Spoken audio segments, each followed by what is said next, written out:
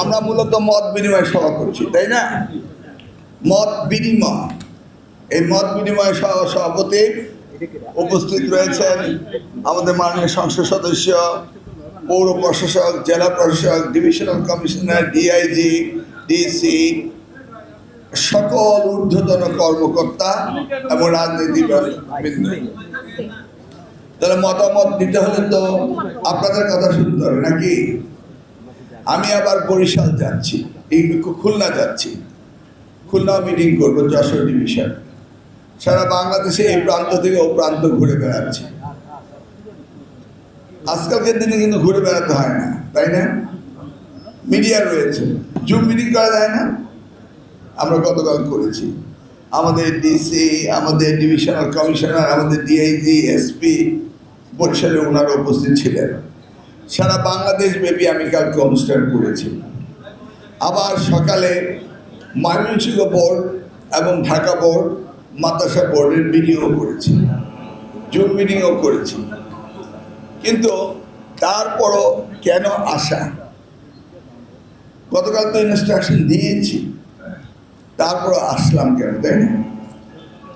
আমি প্রত্যেকটি জায়গায় যাচ্ছি। কুমিল্লার মিটিং করেছি, চিটাগাং মিটিং করেছি, নোয়াখালীতে করেছি, আজকে এখানে করব, বিকেলে খুলনা করব, কালকে দিনাজপুরে করব, এরপরের দিন রাজশাহী করব, এরপর দিন সিলেট করব। প্রত্যেকটি জায়গায় আমি যাচ্ছি। যাওয়ার কি কোনো প্রয়োজন আছে? আমি মনে করি না, প্রয়োজন নেই, কিন্তু তবুও যাচ্ছি। এবারের পরীক্ষা একক প্রশ্নের পরীক্ষা, 9টি বোর্ড এক প্রশ্নের পরীক্ষা দিবে, তাই না? এটা কি হওয়া উচিত ছিল? আমি এই মতামতটা জানতে চাচ্ছি। আমি সিদ্ধান্ত নিয়েছিলাম আপনার জিজ্ঞেস না করে, এটা কি হওয়া উচিত ছিল? ছিল। আচ্ছা, এই যে মতামত নিচ্ছি, তার মানে আমি কিছু আপনাদেরকে জানতে চাই। মাদ্রাসা বোর্ডে ইংরেজি, বাংলা, অঙ্ক কমন সাবজেক্টগুলো রয়েছে না? একই বই পড়ি না আমরা? একই জায়গায় আমরা কন্টেস্ট করছি না? ঢাকা বিশ্ববিদ্যালয় বা ঢাকা কলেজ। টেকনিক্যাল এডুকেশন একই এডুকেশন না? এসএসসি ভোকেশনাল, এইচএসসি ভোকেশনাল, তারা এইচএসসি পাস করার কি বুয়েটে ভর্তি হতে পারে না? কি পারে? তারা ঢাকা ইউনিভার্সিটি ভর্তি হতে পারে না? পারে। তাহলে তারা কি আলাদা? তারাও আলাদা না। দেখুন, আমি রিয়েলাইজ করলাম, একজন ছাত্র পরীক্ষা দিল যশোর বোর্ডে, একজন দিল কুমিল্লা বোর্ডে। ও, তুই ভালো জিপিএস পেয়েছিস কারণ তোর প্রশ্নপত্র ইজি হয়। এটা একটা কথা হলো, এটা কথার কথা। এই যে বিতর্ক, এটা কি পৃথিবীর কোথাও আছে? আমরা ও লেভেল, এ লেভেল পরীক্ষা দেয় ইংরেজি মিডিয়ামে, সারা বিশ্বময় এক প্রশ্ন পরীক্ষা হয় না? তাহলে আমাদের এখানে ভিন্নতর হবে কেন?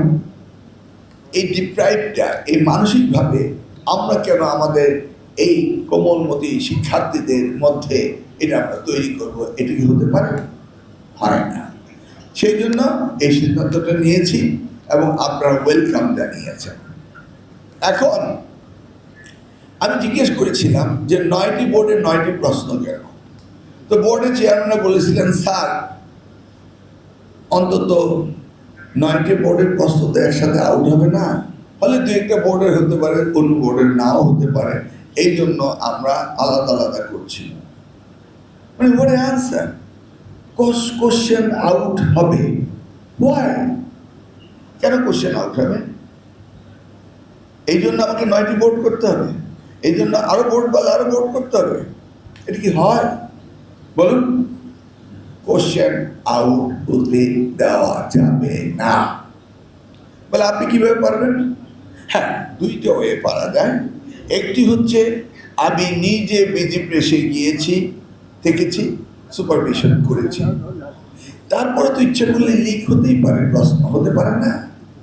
হলে পরে কঠিন পানিশমেন্টের ব্যবস্থা করা হবে, কোনো ছাড় দেওয়া হবে না।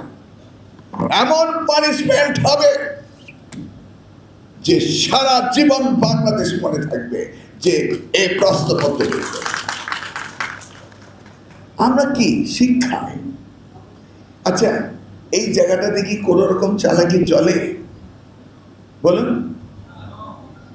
ধরুন আমি যদি এখন বলি নুরুল ইসলাম নাহিদ সাহেবের সময় শিক্ষা ব্যবস্থা নকল, প্রশ্নপত্র আউট, খাতায় লেখা হতো, এগুলো তো আমরা জানি না। এগুলো কি ওপেন না সিক্রেট কোনটা? আপনাদের শিক্ষকদের বলে দেওয়া হয়নি খাতায় লেখা থাকলে নাম্বার দিতে হবে? ধরুন একজন, আপনার এখানে কথা বললে আমি বক্তৃতা দেবো না ভাই, আপনার সাংবাদিক, আপনার কথাই তো রেকর্ডিং হবে, আমারটা হবে কি নাকি? আপনারা হলেন সবচেয়ে কোয়ালিটি লোক, আর আপনাদের যদি কথা বলতেই থাকেন আমি কথা বলবো কীভাবে? ধরুন নাহিদ সাহেবের বয়স কত হয়েছে? অনেক। এখন তিনি হঠাৎ অসুস্থ হয়ে গেলেন, হতে পারেন না? ওনাকে অ্যাম্বুলেন্সে করে হসপিটালে নিয়ে গেল।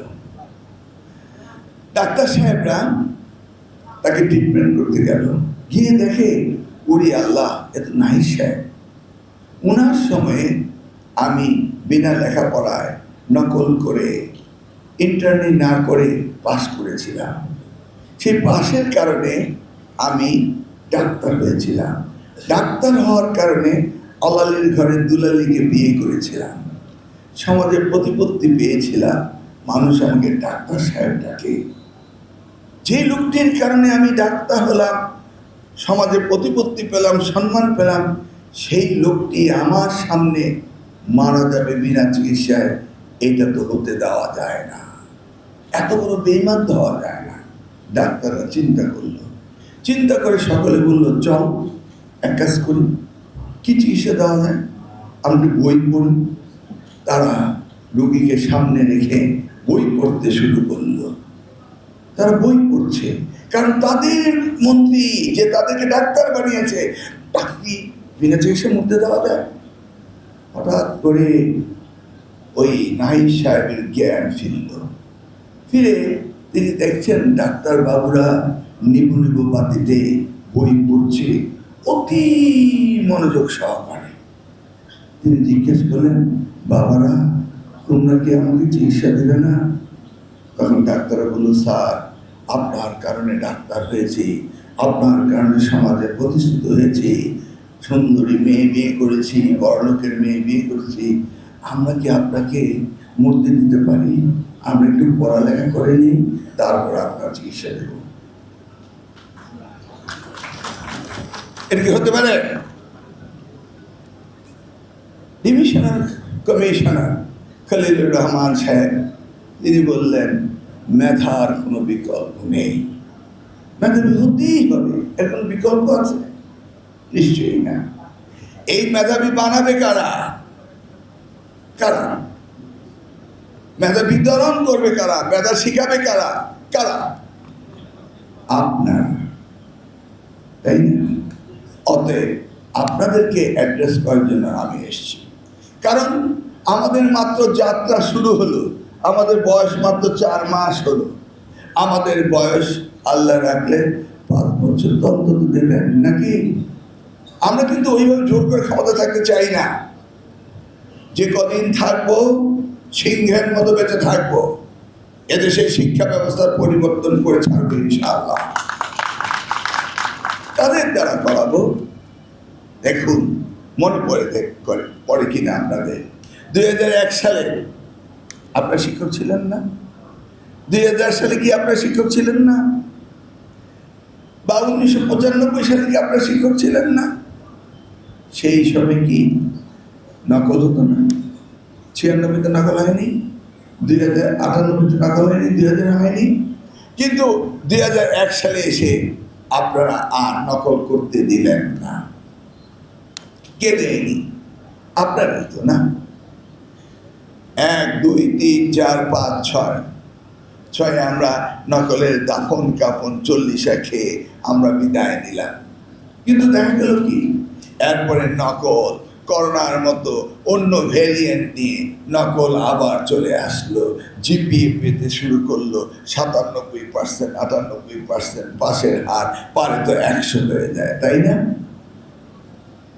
তাহলে আপনি তো শিক্ষক ছিলেন, 2001 থেকে 2006 পর্যন্ত আপনারা শিক্ষকতা করেছেন, নকল প্রতিবন্ধ করেছেন, আপনারা ক্লাসরুমে গিয়েছেন, সব কিছু ডিসিপ্লিনে ছিল, কোথাও কোনো হরতাল ছিল না, স্কুলে ক্লাসরুম বর্জন ছিল না, ঢাকা বিশ্ববিদ্যালয় বন্ধ ছিল না, প্রত্যেকটি বিশ্ববিদ্যালয় সুন্দরভাবে চলছিল না।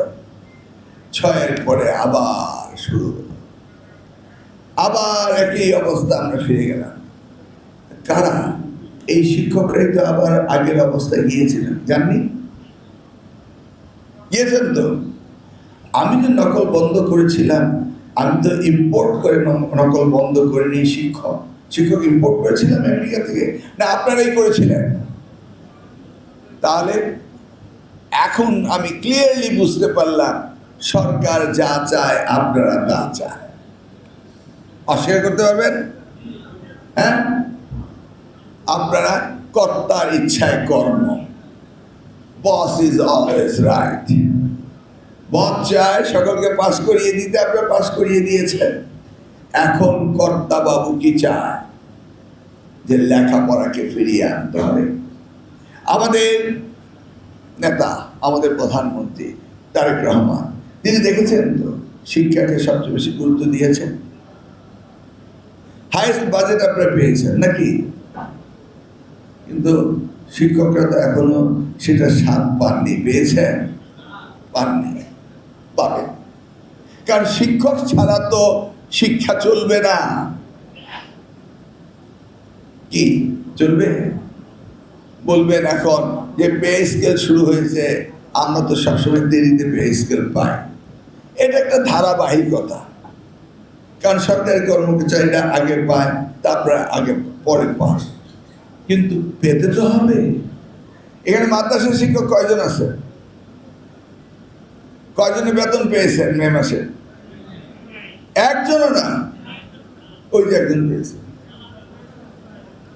একজনও পান নেই মে মাস, জানি আমি। কিন্তু আমি তো 100 কোটি টাকা আমার নিজস্ব থোক বরাদ্দ দিয়েছিলাম, যে 1 কোটি টাকা লাগে, 100 কোটি টাকা দিয়ে তো 4 ভাগের 1 ভাগ হলো আপনারা পেতে পারেন। শুধু জনতা ব্যাংকে দিয়েছিলাম 100 কোটি টাকা। এটা বোধ হয় যাদের কাঁধে কাঁধে জনতা ব্যাংকে, তারা হয়তো কিছুটা পাবেন। কেন পাননি এই প্রশ্ন আপনাদের মনে আসে না? দেখুন, আমি একজন সরকারি কর্মকর্তার ছেলে ছিলাম, আমার স্পষ্ট খেয়াল আছে 1 মাসের বেতন যদি বাকি পড়ে আমাদের সংসার চলার মতো অবস্থা আমার ছিল না। বেতন সময় মতো পেতেই হবে, বেতন পেলেই সব কিছু ঠিক মতো চলে। কিন্তু আমি তো বুঝি আপনাদের দরকার, কিন্তু হলো না, পারলামই না, শত চেষ্টা করেও পারলাম না। ভেবেছিলাম আমার কাছে কিছু থোক বরাদ্দ ছিল, আমাদের 10% আমরা উৎসবাদে দিয়ে দেবো ওইখান থেকে, সেটাও পারিনি। চেষ্টা করেছিলাম, নথি দিয়ে তারা চেষ্টা করেছিল, আমার কাছে কিছু টাকা ছিল, পারিনি। আসলে সরকারের একটা গতি আছে চলার, এই সিস্টেমের বাইরে হঠাৎ করে যাওয়া যায় না, গেলে আবার সব কিছু উল্টো পাল্টা হয়ে যায়। এই যে বেতন পাননি, তার একমাত্র কারণ হলো বিগত সরকার, ইন্টিম সরকার নিয়ারলি 17,000 NTRC থেকে সেপ্টেম্বর থেকে মাদ্রাসায় শিক্ষক নিয়োগ দিয়েছিল, যেখানে নিয়োগের প্রয়োজন ছিল। গুড জব নাকি? তারা তো অতিরিক্ত দেয়নি, যা দরকার তাই তো দিয়েছিল। ফেব্রুয়ারি মাসে আমরা মন্ত্রী হওয়ার আগে ইটসেলফ 1 মাসে 4,000 শিক্ষক দিয়েছিল, কিন্তু তারা অঙ্কে কাঁচা ছিল। They must allocate the budget first. বাজেটটা অ্যালোকেশন করেনি, তো না মে মাসে এসে আমাদের হাতে টাকা নেই, আমরা দিতে পারিনি। অপরদিকে আপনার EFT আপনাদের জন্য একটা প্রজেক্ট করেছিল, ইলেকট্রনিক ফান্ড ট্রান্সফার। এটা তারা 2017 সালে 10 কোটি টাকার প্রজেক্ট 80 কোটি টাকা এসে দাঁড়িয়েছে। এই প্রজেক্টে শুধু এক্সটেনশনই করে, এই প্রজেক্টটাকে তারা কাজ শেষ করে না। আমিও বুঝি না, আপনাদের টাকা ইলেকট্রনিকে ট্রান্সফার হবে, ভাই 1 বছরের জন্য দিলাম, এটা করে দাও, না হলে প্রজেক্ট বন্ধ করে ফেলো, আমরা ম্যানুয়ালি করবো। এই ম্যানুয়ালি চলতেছে, এখন পর্যন্ত ইএফটি শেষ হয়নি। এবার আমি বললাম যে ঠিক আছে, 1 বছর সময় নিতেই হবে। এবার আমি ধরলাম, এবার নিশ্চিত থাকতে পারেন যে আগামী 27শে জুলাইয়ের ভিতরে আপনাদের ইএফটি হতেই হবে, তাহলে আপনারা পেয়ে যাবেন। কিন্তু 10 কোটি টাকা প্রজেক্ট গিয়ে এতদিনে 80 কোটি টাকায় দাঁড়ালো, বুঝতে পেরেছেন তো? ওয়ান্ডারফুল। এইভাবেই ওই যে পদ্মা সেতু শুরু হয় 40,000 টাকা, শেষ হয় 80,000 কোটি টাকা। এইভাবে সব কিছুই শুরু হয়, শেষ হয় না, চলতেই থাকে। আমি দুঃখিত যে আপনাদের এই বেতনের টাকা শুধু 100 কোটি টাকা আমার কাছে ছিল, এইটা আমি ছাড় করে দিয়েছি গত সপ্তাহে। এই 100 কোটি টাকা যে কয়জনে পান আউট অফ 500 কোটি টাকা, বুঝতে পারছেন তো? এই কয়জনে পাবেন, বাকি সকলে একটু কষ্ট করতে হবে। জুলাই মাসে মে জুন 2টারই বেতন আপনারা পেয়ে যাবেন। এরপর থেকে আর এটা হবে না।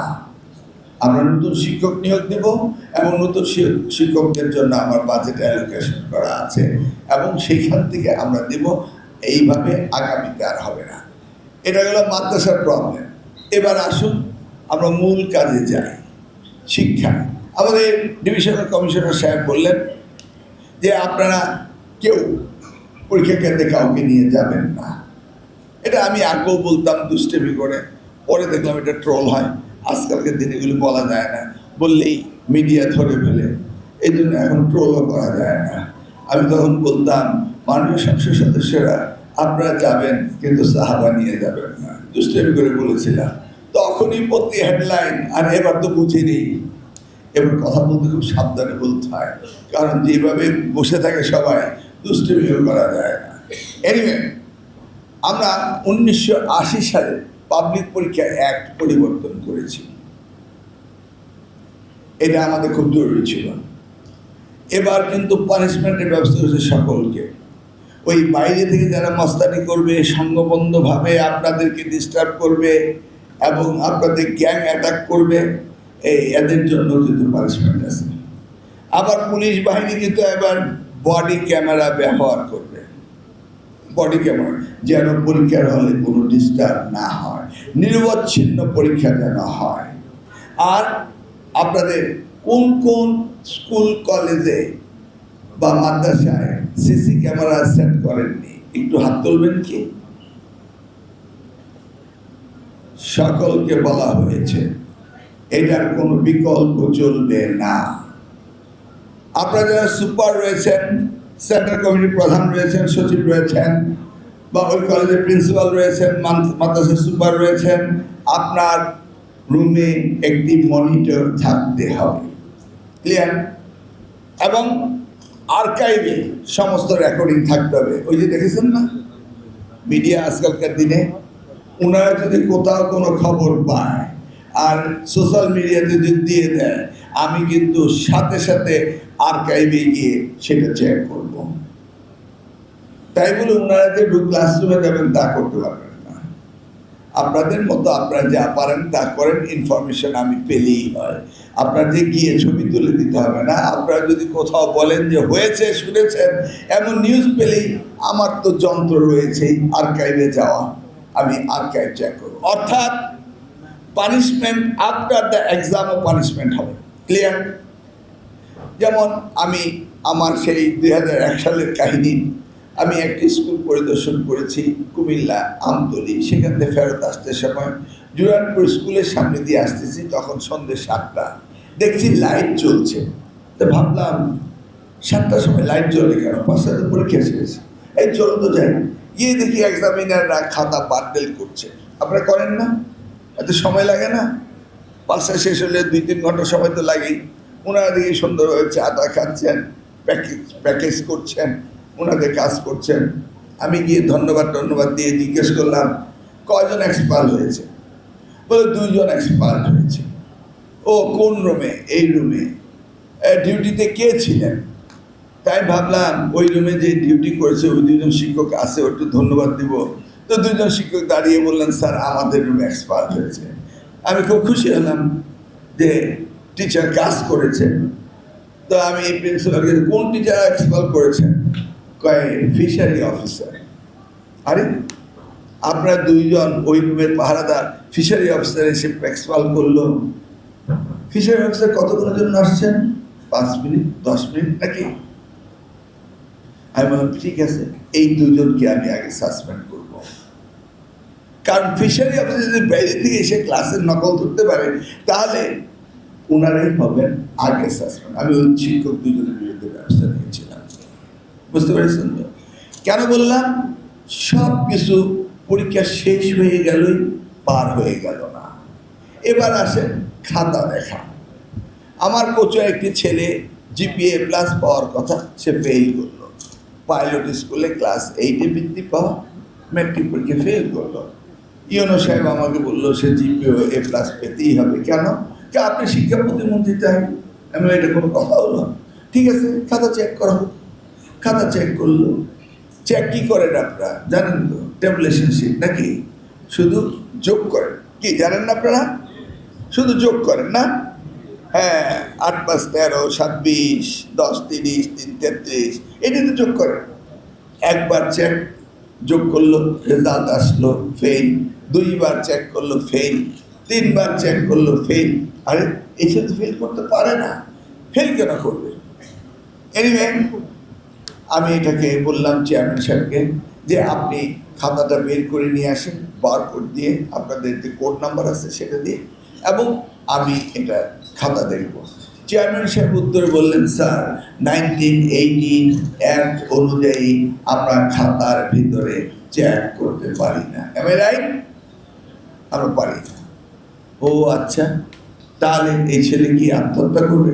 আমি জানি ছেলেটি ভালো রেজাল্ট করবে এবং আইনের কারণে ছেলেটির রেজাল্ট ঠিক হবে না, এটা কি হতে পারে? এই জন্যই কি আমি আইনের জন্য মানুষ না মানুষের জন্য আইন? কোনটা? মানুষের জন্য আইন। তা আমি বললাম আপনি ফাইলে নোট লেখেন over telephone, as per instruction, telephone conversation with the state minister, chief executive of the ministry, in charge of secondary and higher secondary education. এটা লেখে বললেন, in his order I am executing and find out the papers and submitting to him. আমাকে আমার আদেশে, because I got the ministry power, I am the minister. If I want to exercise my power, I have the power. You have to know it. তা আমি আমার executive পাওয়ার দিয়ে খাতা বের করে দেখলাম যে খাতা পাল্টিয়ে দেওয়া হয়েছে।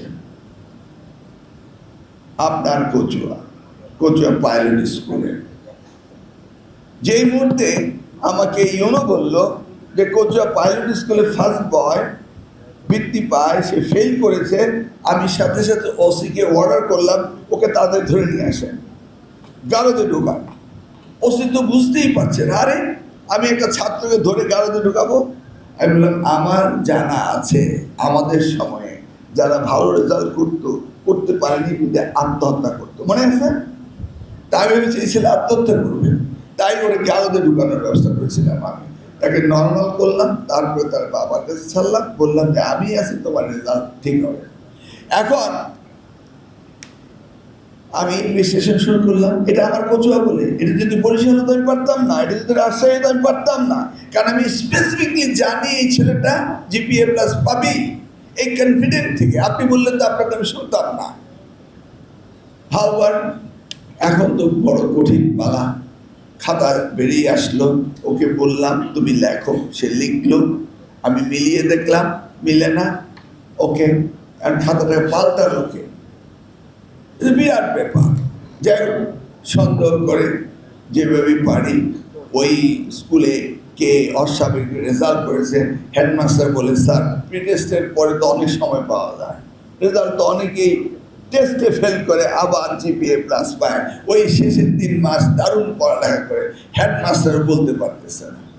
তা আমি চেষ্টা করলাম কে কারে প্রাইভেট টিউটরিং করে, তারপরে ওই সাবজেক্টে কে কে খারাপ ছিল, এটা আমার ছোট্ট একটা এলাকা বলে আমি শেষ পর্যন্ত বের করলাম একজন শিক্ষক, তিনি প্রাইভেট পড়াতেন একজনকে, তার বাবা সৌদি আরব থাকতো, সে টাকার বিনিময়ে উপরে ওএমআর শিটটা রেখে ভিতরে খাতা পাল্টিয়ে দিয়েছে, বুঝলেন তো?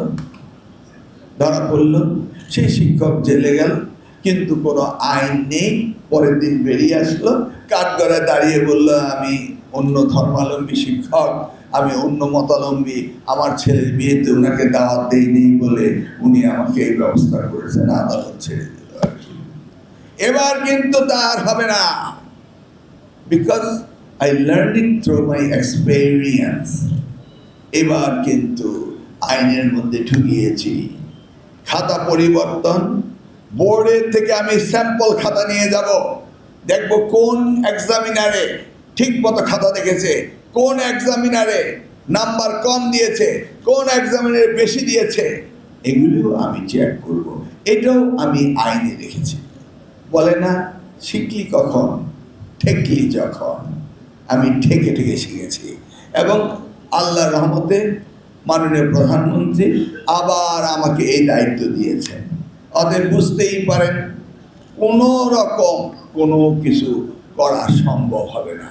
এই ছেলেটির নাম আতাউল্লাহ, এখন পিজির হার্ট স্পেশালিস্ট ডাক্তার আতাউল্লাহ, বিশাল ডাক্তার সে এখন।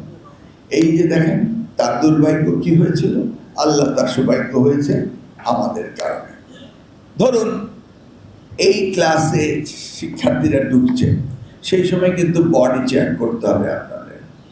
যদি ভিতরে কোনো কাগজ পাওয়া যায়, এজন্য কে দায়ী হতে পারে বলুন তো? কে? আপনারা বলুন, আমি মতামত দিতে আসছি। কে? এই মাইক্রোফোনটা দেওয়া হোক না, একজন বলুক না, একজন বলেন, ওপেনলি বলেন। আমরা ডেভেলপ করতে চাচ্ছি আমাদের শিক্ষা ব্যবস্থা। যিনি এই সেন্টারের দায়িত্বে তিনি হবেন, তাই না? ওকে, আনসার কারেক্টলি। ধরুন আমার বাড়িতে চাবি আমার পকেটে, আর পুলিশ গিয়ে চেক করে দেখলো তালা চাবি সব ঠিক আছে, ওইখানে আগ্নেয়াস্ত্র আছে, তো এর জন্য আমি দায়ী না, কারণ তো আমার বাড়ি। অতএব যিনি এই সেন্টারের প্রধান তিনি কিন্তু দায়িত্ব হবে। অতএব মনে রাখতে হবে যে কেউ যেন কোনো রকম আপনাকে ভেজালে না ফেলতে পারে।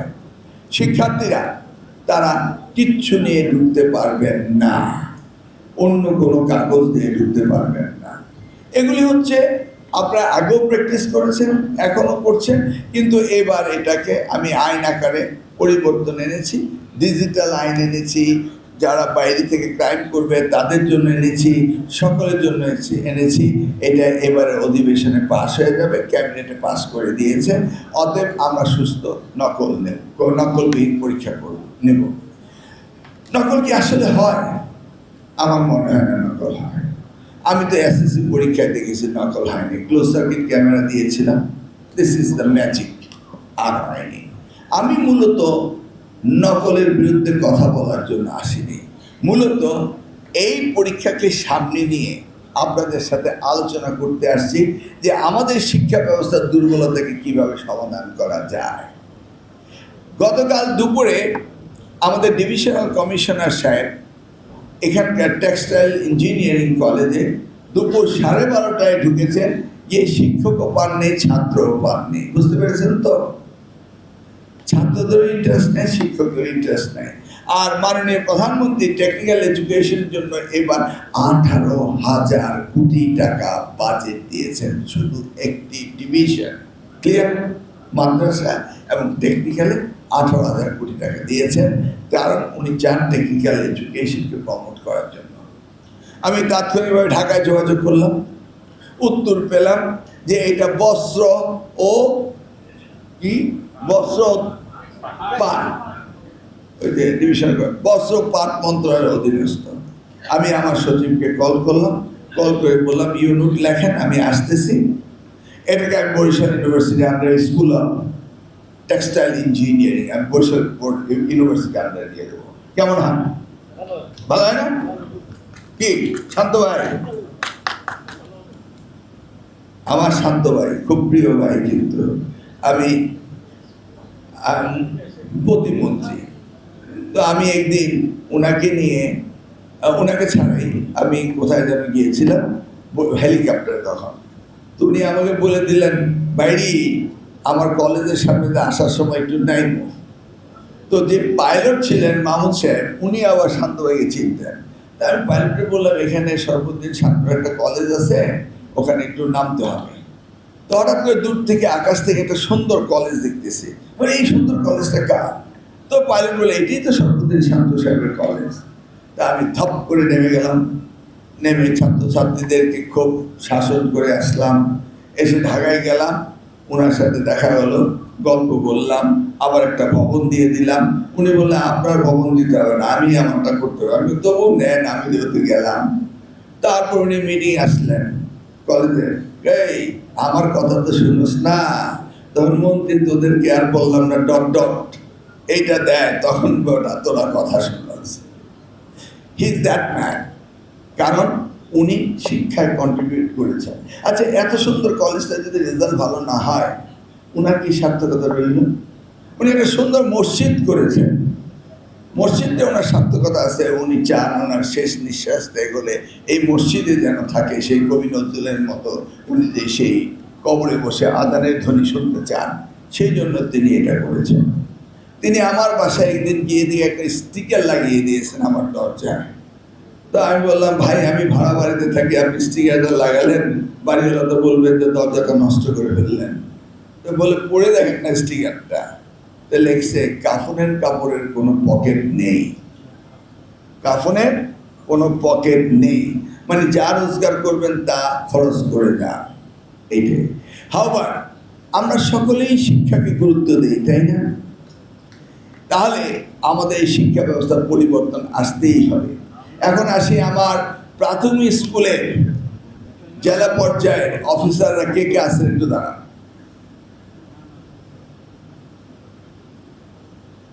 আজকেও আপনাদের একটি মামলা হাইকোর্টে বসছে। আপনাদের স্কুলগুলোতে প্রধান শিক্ষক কি পরিমাণ আছে? এটা মাইক্রোফোনটা ওখানে দেওয়া হবে। কি পরিমাণ প্রধান শিক্ষক আছে আপনাদের স্কুলগুলোতে? 50% না আরো কম? আরো কম। শুনলেন তো, শুনলেন তো, মানে 50%-এর কম প্রধান শিক্ষক। আপনার কয়টা স্কুলে 100% শিক্ষক আছে? নাই। কতজন থাকার কথা? না, একটি স্কুলে কয়জন শিক্ষক থাকার কথা? একটি স্কুলে 5 জন শিক্ষক নাই। মিনিমাম কয়জন আছে একটা স্কুলে? 2 জন আছে। শুনেন কিন্তু, প্লিজ লিসেন টু দ্যাট। 2 জন আছে। 2 জনের মধ্যে 2 জন মহিলা হইলে একজন আবার ম্যাটারনিটি লিভে আছে, নাকি? কি রিয়াল পিকচার চান ভাই? রিয়াল পিকচার পেয়েছেন? সাংবাদিক ভাইরা রিয়াল পিকচার পেয়েছেন? পেয়েছেন? তা আমি তো মন্ত্রী হলাম 4 মাস। এদিকে আমি মন্ত্রী হয়েছে না তার আগে থেকে ছিল? 2017 সাল থেকে 32,500 হেডমাস্টার নিয়োগ দিতে পারেনি মামলার জটের কারণে। 17, 18, 19, 20, 21, 22, 23, 24 বিপ্লব হয়ে গেল 24-এ, জুলাই 36। কিন্তু প্রাথমিক স্তরে শিক্ষক নেই, সেই মামলার সমাধান তারা করার চেষ্টাও করেনি। 65,500 স্কুল, তার মধ্যে 32,500 হেডমাস্টার তখনই নেই 2017 সালে। আর এতদিনে আরও নেই।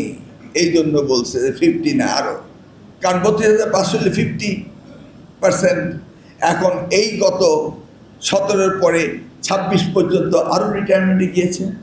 ধরুন আপনার ছোট বোনের হাজব্যান্ড একটি প্রাইমারি স্কুলের অ্যাসিস্ট্যান্ট টিচার, সে রিটায়ারমেন্টে যাবে, তার শখ আছে না হেডমাস্টার হয়ে যাবে। কতগুলো শিক্ষক রিটায়ারমেন্টে চলে গেল, হেডমাস্টার হতে পারলো না। এখন আমি যদি ঢাকা থেকে এই আমার ডিপিওদেরকে পানিশমেন্ট দেই, কোনো লাভ আছে? শিক্ষক নেই। ক্লিয়ার? আমি যেদিন মন্ত্রী হলাম সেদিন থেকে হইচই শুরু করেছি। কে কার কথা শুনে আদালতের জট, হাজার হাজার মামলা, মোর দেন 30,000 মামলা আমাদের শিক্ষা মন্ত্রণালয়ের বিরুদ্ধে। প্রতিদিন মামলা, কোনো শিক্ষক কিছু হলেই মামলা। আরে ভাই এটা কি, এটাকে কি বলে 211 না? যদি আপনি মিথ্যা মামলা করেন, এই মামলায় যদি আমি জিতে যাই, আপনি হেরে যান, আমি আপনার বিরুদ্ধে মামলা করতে পারি নাকি? এই ধারাটা কি 211 বলে? এবার 211 ধারায় মামলা করতে হবে। যারা এই মিথ্যা মামলা করে এই শিক্ষা ব্যবস্থাকে অচল করে দিচ্ছে, তাদেরকে কিছু ছাড় দেওয়া যায়? চিন্তা করতে পারেন। আমি এত চেষ্টা করার পরও কোনো কিছু করতে পারছি না। সংসদ অধিবেশন শুরু হলো, আমি মাননীয় সংসদ সদস্যদের কানে কানে বলি, চলুন এই বিষয়টি উঠা, এই সাবজুডিস ম্যাটার, আদালতের বিরুদ্ধে কথা বলা যাবে না। কেউ কথা বলতে চায় না। তা আমি ওদেরকে জনাব ফারুককে বললাম, ভাই পয়েন্ট অফ অর্ডার দাঁড়িয়ে বলেন। উনি আমাকে এসে ধমক দিচ্ছে, এই আমার স্কুলে একটা তো শিক্ষক নেই, প্রধান শিক্ষক, তুমি কি মন্ত্রিত্ব চালাচ্ছ? আমি এই কথাটা পয়েন্ট অফ অর্ডার দাঁড়িয়ে বলতে পারেন না? এত বড় সাহস, আমাকে আঙুল তুলে কথা বলেন। ওনার সাথে একটু দুষ্টামি করে বললাম, উনি বলেন ঠিকই বলবো। ও মা, উনি দাঁড়িয়ে পয়েন্ট অফ অর্ডারে বলে বসলেন। এই তো আমার সুযোগ হলো 300 বিধিতে উত্তর দেওয়া। আমি এবার 300 বিধিতে সাজিয়ে গুছিয়ে উত্তরটা দিলাম। দেখুন, এই এডুকেশন, এটা তো সকলেরই এসেন্সিয়াল কমিউনিটি। কে না শিক্ষা ইনভেস্টমেন্ট করে, কে না শিক্ষাকে গুরুত্ব দেয়? এমন কেউ আছে? বিচারপতিরা কি তাদের ছেলে মেয়ে নাই, ওনাদের আত্মীয় স্বজন নাই, গ্রাম গণান্তরে ওনাদের বাসা নাই? ওনারা বিচারপতি। আমারই তো একজন, এই যে আমার পিএস, জয়েন্ট ডিস্ট্রিক্ট জাজ, আমি পিএস নিয়েছি জয়েন্ট ডিস্ট্রিক্ট জাজ, বুঝলেন খলিল সাহেব? সবাই নেয় বিসিএস থেকে, এটা স্বাভাবিক। কিন্তু আমি কেন নিলাম? কারণ যাহা করি যাহা বলি তাহাই মামলা হয়। এই জন্য আমি বললাম যে ভাই আমার পিএস আমি একজন জয়েন্ট ডিস্ট্রিক্ট জাজ দেব। বুঝতে পেরেছেন তো? তা নাহলে কেউ কি পিএস জয়েন্ট ডিস্ট্রিক্ট জাজ দেয়? আমার পিএস কোথায়? ওই যে জয়েন্ট ডিস্ট্রিক্ট জাজ, ওনাকে পিএস দিয়েছি। এবার বুঝছেন মামলার কি ভয় পাই আমি? 37টি মামলাকে 3.5 বছর জেলে ছিলাম, একটি মামলা দুর্নীতি নেই। কিন্তু কি ধরনের মামলা দিয়েছে পাবলিকলি বলা যায় না, নাকি? কি কষ্ট না দিয়েছে আমাকে, কিন্তু দুর্নীতির মামলা দিতে পারেনি। তা এখন কি হলো? আমি দাঁড়িয়ে বলার পর পরের দিনই আমার অ্যাটর্নি জেনারেল কাজল সাহেব কথা কল করলেন। আজকে সকালেও আপনাকে নাস্তা করার সময় অ্যাটর্নি জেনারেল কল করলো। এখন আদালতের দৃষ্টি পড়েছে। হ্যাঁ, এটা তো হতে পারে না। সাথে সাথে ওই 32,500 শিক্ষকের মামলার দিন ধার্য করে দিল জুলাই মাসের 2 তারিখে। আজকে আরেকটা হচ্ছে, আজকে আরেকটা হাইকোর্ট নিজ গুণে উঠিয়েছে 6,500 শিক্ষকের আরেকটি মামলা। বুঝতে পেরেছেন তো? তো বিগত সরকার যদি চাইতে এটা হতো না। আমি চেয়েছি এবং তারা এটাকে বিশ্বাস করে যে শিক্ষায় মামলা থাকতে পারে, শুরু হয়ে গিয়েছে। তাহলে আমরা শিক্ষক 32,500, আরও 17,000 রিটায়ারমেন্ট হয়ে গেল, 50,000, আরও নতুন পোস্ট ভ্যাকেন্ট হয়ে গেছে। গিয়ে দেখুন আমার 60,000, এখন হিসাব করে দেখবো, 2 তারিখের পরে হিসাব করবো, করে আমরা শিক্ষক নেব। 60,000-এর উপর শিক্ষক আমাদের লাগবে। শিক্ষক নেই। আমি এই ডিপিওদেরকে ধমক দিয়ে, টিইওদের ধমক দিয়ে কোনো লাভ আছে?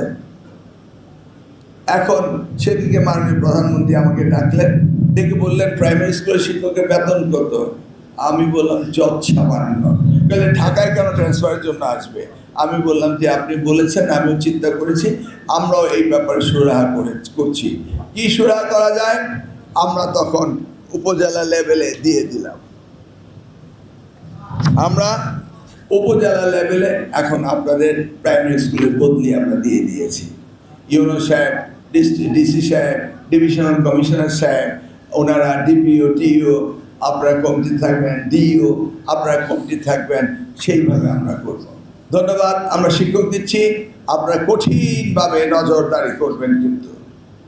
আর আপনাদের উপর নজরদারি করবেন যে পলিটিশিয়ানরা বসে আছে, কিন্তু প্রত্যেকটি এমপি শিক্ষার জন্য এই জেলা যে দায়িত্ব রয়েছেন, জেলা পরিষদ রয়েছে, মেয়রের দায়িত্ব রয়েছে, আমাদের সংসদ সদস্য রয়েছেন, এবং এই ডিভিশনাল কমিশনার, পুলিশ হতে শুরু করে সকলেই শিক্ষাকে গুরুত্ব দেয়।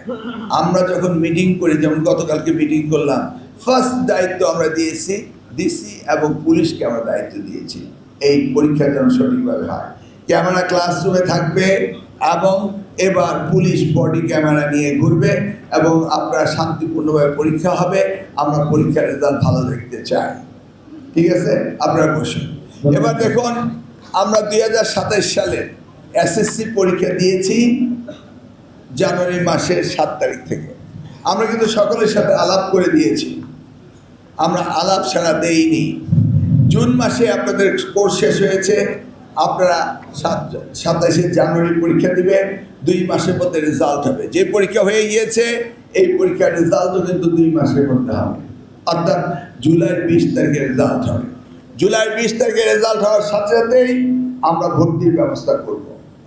আবার জুলাইয়ের 2 তারিখে এটা ইন্টারমিডিয়েট পরীক্ষা শেষ হওয়ার পরেই আমরা উইদিন 2 মান্থস রেজাল্ট দিয়ে তাদের ভর্তির ব্যবস্থা করব। অর্থাৎ কি জানেন, আমাদের দেশে ক্লাস 6-এ 6 বছর বয়সে ক্লাস 1-এ ভর্তি হয়। তো 10 পর্যন্ত পড়তে এসএসসি পাস করতে কত বছর দরকার? 16 বছর, নাকি? 10 আর 4 16। ইন্টারমিডিয়েট হলো 12 বছর। যদি 6 বছরে লেখাপড়া শুরু করে কত বছর শেষ হতে হয়? 18। কিন্তু আপনারা যদি রিয়ালিস্টিক্যালি দেখেন তাহলে দেখবেন পাস করছে তারা 20 বছরে। জাতির জীবন থেকে 2টি করে বছর প্রত্যেকটা ছেলের জন্য চলে যাচ্ছে। যদি আমার 40 লক্ষ পরীক্ষার্থী হয় এসএসসি এবং এসএসসি সমানে, জাতি 40 লক্ষ বছর পিছিয়ে যাচ্ছে এবং আমরা ডেমোগ্রাফিক ডিভিডেন্ড থেকে পিছিয়ে যাচ্ছি। এটিকে আমাদের অ্যাড্রেস করতে হবে না? সেই জন্য 2 বছরের কোর্স 2 বছর, 10 বছরের কোর্স 10 বছর, একদিনও বেশি হতে পারবে না। একই সাথে বিশ্ববিদ্যালয়ের মধ্যে কোনো সেশন জট থাকতে পারবে না। 4 বছরের কোর্স 4 বছরে শেষ করতে হবে। ভিসি সাহেবদের নিয়োগ দেওয়া হয়েছে এই দায়িত্ব পালন করার জন্য। অতএব যিনি দায়িত্ব পালনে ব্যর্থ হবেন তিনি স্বইচ্ছায় বিদায় নেবেন, কারণ আমরা শিক্ষা ব্যবস্থায় কোনো দুর্বলতা থাকতে দেব না। ক্লিয়ার? সেই সাথে আপনাদের সহযোগিতা আমরা কামনা করছি। এবার আসুন প্রাইমারি স্কুল। জনাব তারেক রহমান তিনি চাচ্ছেন এই প্রজন্ম থেকে তৈরি করা, সেই জন্য প্রাইমারি স্কুলে তিনি ড্রেসের ব্যবস্থা করছেন, মিড ডে মিলের ব্যবস্থা করছেন। ওই তো মাগুরা এবং ফরিদপুরে মিড ডে মিলে ভেজাল হয়েছিল, তাৎক্ষণিকভাবে তাদেরকে অ্যারেস্ট করা হয়েছে, নো কম্প্রোমাইজ। এবং আমরা চিঠি দিয়েছি হেডমাস্টাররা, আপনারা যখন এই জুলাই পরে তো প্রত্যেকটা স্কুলে মিড ডে মিল চলে আসবে, যদি কোনো খাবারে দোষ ত্রুটি পাওয়া যায় এবং সিভিল সার্জনের রিপোর্টের উপরে শুধু কন্ট্রাক্টর অ্যারেস্ট হবে না, দায়িত্বপ্রাপ্ত শিক্ষক যিনি থাকবেন তিনিও আইনের আওতায় আসবে। এই নিরাপদ খাদ্য আইনের আওতায় আমরা এটা এনেছি। আমরা কি কম্প্রোমাইজ করতে পারি আমাদের ছেলে মেয়েদের জন্য? সকলকে ড্রেস দেওয়া হবে। আমরা আনন্দময় শিক্ষার ব্যবস্থা মাননীয় প্রধানমন্ত্রী করেছেন। ক্লাস 4-এ স্পোর্টস, কালচার, রিলিজিয়াস এডুকেশন এবং ফ্যামিলি ভ্যালুজ, রিলিজিয়াস ভ্যালুজের ব্যবস্থা করা হয়েছে। ক্লাস 6 থেকে টিবেটকে technical and vocational education and ট্রেনিংকে গুরুত্ব দেওয়া হয়েছে, সেখান থেকে শুরু হবে। অর্থাৎ আমরা নতুনভাবে নতুন প্রজন্ম তৈরি করব। কাদের দ্বারা? কাদের দ্বারা? আপনাদের দ্বারা, তাই না? সেই জন্য আমরা আপনাদেরকে টিচার্স ট্রেনিংয়ের ব্যবস্থা করছি। প্রত্যেকটি টিচার একটি করে ট্যাবলেট পাবেন। এখন আপনি বলতে পারেন এই বয়সে আমি এসে এখন কম্পিউটার শিখবো, এটা কি হয়? অনেকের এই ধরনের ধারণা জন্ম নিচ্ছে, আমি জানি, কিন্তু এটা খুব ইজি। আপনাদের ট্রেনিং দেওয়া হবে, তোতা পাখির মতো বলে দেওয়া হবে, শিখবেন এবং সেটা স্মার্ট ক্লাসরুমে আনন্দময় শিক্ষা দেবেন। কারণ আমরা আর ওই গতানুগতিক শিক্ষা ব্যবস্থায় থাকতে পারি না, পারি? অতএব আপনাদেরকে ট্রেনিংয়ের ব্যবস্থা করা হবে। যারা শিক্ষক নিয়োগ হবেন, আমার এনটিআরসিতে 77,000 শিক্ষক এই বছর নিয়োগ করতে হবে, তাদেরকে আমরা ট্রেনিং দিয়ে পাঠাবো। ইতিমধ্যেই আমরা 15,000 সব স্কুলের এবং কলেজের প্রধানের রিটেন নিয়েছি, আমরা ভাইবা নেব। সেটাও আদালতের কারণে একটু দেরি হচ্ছে, আমরা সেখান থেকে গুছিয়ে আসলে আমরা সেটাও করব। অর্থাৎ শিক্ষা ব্যবস্থাকে আমরা সুন্দরভাবে আপনারা যেন কাজ করতে পারেন সেই জায়গায় যাচ্ছি, কিন্তু আপনাদের দায়িত্ব আপনাদের পালন করতে হবে। আপনাদের এখানে কে কে আছেন নিজ প্রতিষ্ঠানে আপনার ছেলেকে বা মেয়েকে পড়ান? দেখি একটু হাত তোলেন তো। 1 2 3 4 5, 5 এদিকে, ওদিকে 1 2 3 4 4 4 4 5 4 9, এদিকে একজন 10, ওদিকে 1 2 3 13। কি বুঝলেন চান ভাই, কাবিজি ভাই, শাহিন হাসনাত ভাই কোথায়? নাই সাংবাদিক ভাইরা, সাংবাদিক ভাইরা কি বুঝলেন? কিছু বলবেন না খালি সাংবাদিকতাই করবেন? বলে আমরা ফেসবুকে বলবো, আমাদের বলার অডিয়েন্স আছে, মিলিয়ন সব আছে নাকি?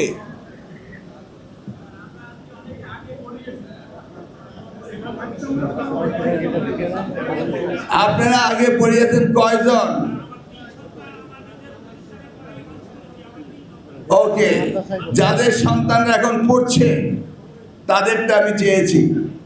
আপনি সিনিয়র সিটিজেন হয়ে গিয়েছেন, আপনারা আরো 10 জন না আরো 20 জন? এখানে 250-এর উপর আছে। কি চেয়ারম্যান সাহেব কোথায়? কতজন আছে এখানে? 250 আছেন আপনারা। মাদ্রাসা, কারিগরি এবং জেনারেল 250 আছে। 250-এর মধ্যে আপনাদের 20 জন দিয়ে দিলাম, ওনাদের 20 জন দিয়ে 40 জন দিয়ে দিলাম, আরো 10 জন 200 জন শিক্ষক রয়েছেন এখানে। আপনি আপনার ইনস্টিটিউশনে, আপনার প্রতিষ্ঠানে আপনার ছেলেকে পড়ানোর কনফিডেন্স আপনার নেই। আপনি মনে করেন যে অন্য প্রতিষ্ঠান ভালো, সেখানে আপনি পড়াবেন, আপনার সেই কনফিডেন্স নেই। Do you understand? আমরা বলি যারা